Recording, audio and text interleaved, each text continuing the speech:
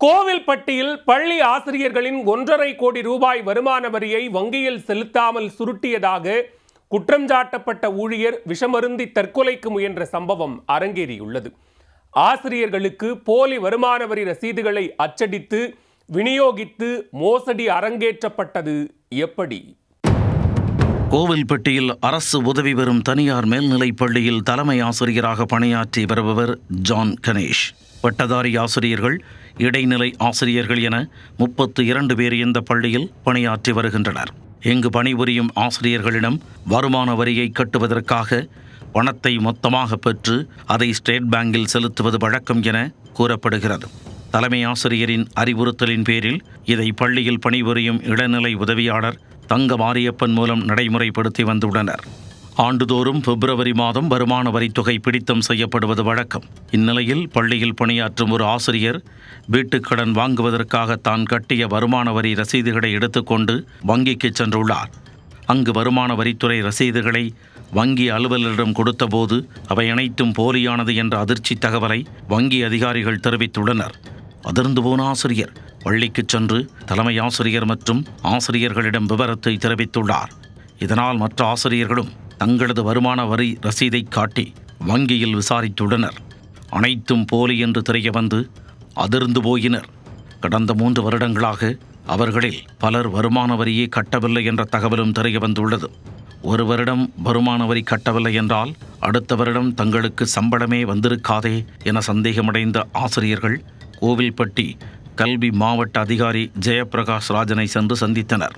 அப்போது வருமான வரியே நாங்கள் கட்டவில்லை, எப்படி சம்பளம் மட்டும் வழங்கினீர்கள் என கேட்டபோது தலைமை ஆசிரியர் ஜான் கணேஷ் கையொப்பமிட்டு அனைத்து ஆசிரியர்களும் வருமான வரி செலுத்திவிட்டதாக அனுப்பிய ஆவணத்தை காட்டியுள்ளார்.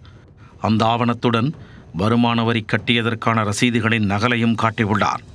அந்த ஆவணத்தையும் நகல் ரசீதுகளையும் கொண்டு சென்று வங்கியில் காட்டியபோது அவையும் போலியானது என்று வங்கி அதிகாரிகள் கூறியுள்ளனர்.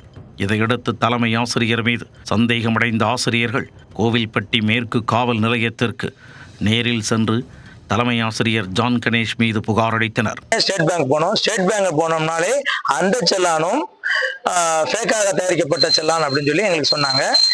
அந்த ஃபேக்காக தயாரிக்கப்பட்ட செல்லான்னா எப்படின்னா அவங்க செல்லான் கொடுக்குறாங்க, அதை காட்டினாங்க. இதுதான் மெத்தேடு அப்படின்னு சொல்லி உடனே பதறி போய் திருப்பி டிஓஎஸ்க்கு ஃபோன் அடிச்சு, ஐயா நீங்க வாங்கின உங்கள்கிட்ட நீங்க காட்டின செல்லானே ஃபேக் அப்படின்னு சொல்றாங்க, போலியாக தயாரிக்கப்பட்ட ரிசிப்ட் அப்படின்னு சொல்றாங்க அப்படின்னு சொல்லி நாங்கள் சொன்னோம். சொன்ன உடனே அவங்க தலைமை ஆசிரியரை கூப்பிட்டு இதை பிரச்சனையை உடனே முடிங்க அப்படின்னு சொல்லி அறிவுறுத்தல் பண்ணிட்டோம்னு சொல்லி திருப்பி எங்கள்கிட்ட ரிமைண்ட் பண்ணாங்க. நாளைக்கு உங்களுக்கு தலைமை ஆசிரியர் எல்லாம் பண்ணி கொடுத்துருவாங்கன்னு சொன்னாங்க. ஆனா மறுநாள் தலைமை ஆசிரியர் அதற்கான ரெமடி எதுவுமே செய்யாம நீங்க என்கிட்டே புகார் கொடுங்க அப்படின்னு சொல்லி சொன்னாங்க. திருப்பி நாங்க என்ன பண்ணோம், அன்னைக்கு ஈவினிங் வரைக்கும் வெயிட் பண்ணி பார்த்தோம். எங்களுக்கு சாதகமான பதில் எதுவும் தெரியல. இதனிடையே பள்ளியின் இளநிலை உதவியாளர் தங்க மாரியப்பன் விஷம் குடித்துவிட்டு கோவில்பட்டி அரசு மருத்துவமனையில் சிகிச்சை பெற்று வீடு திரும்பியுள்ளார். இதனால் போலீசார் விசாரணை தாமதமாகியுள்ளது.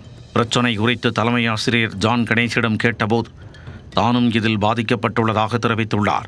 நான் கெட்ட சொல்லி கொடுத்துருந்தேன். எனக்குமே 3 வருஷத்துக்கு அவர் கெட்டாம ஒரு ஃபேக்கான ஒரு அக்னாலஜ்மெண்ட்டை கொடுத்துட்டாரு. அதனால பேங்க்ல போய் கேட்டோம்னு சொன்னா அந்த ஐடி பொய்யான ஐடி அப்படின்னு அந்த ரசீது பொய்யான ரசீதுன்னு பேங்க்ல ஸ்டேட் பேங்க்லயும் சொன்னாங்க. அந்த அடிப்படையில தான் இன்னைக்கு தவிர தலைமை ஆசிரியர் எந்த விதமான பண எதுக்குமோ அவர் பொறுப்பில்லை என்பதை தெரிவித்துக் கொள்கிறேன்.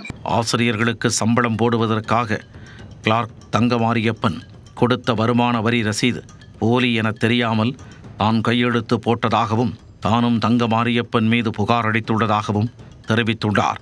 இப்பிரச்சனை குறித்து ஆசிரியர்களிடம் பேச முயற்சி செய்வதற்கு முன்பாகவே அவர்கள் புகார் கொடுத்து விட்டதாகவும் விளக்கமளித்துள்ளார்.